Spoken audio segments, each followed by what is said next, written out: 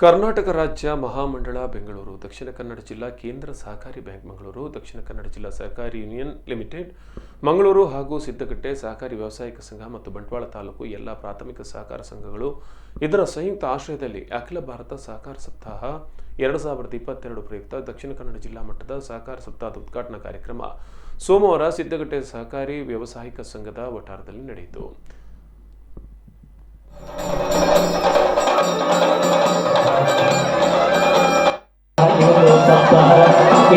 ರಾಷ್ಟ್ರದಲ್ಲಿ ನಡೆಯುವಂತಹ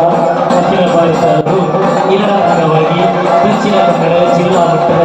ಸಹಕಾರದ ಸಪ್ತಾಹದ ಉದ್ಘಾಟನಾ ಕಾರ್ಯಕ್ರಮ ಸಿದ್ದಗಟ್ಟೆ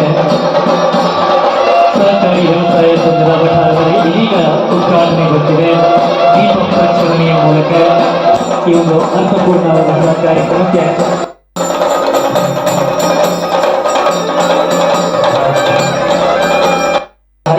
ಸಪ್ತಾಹ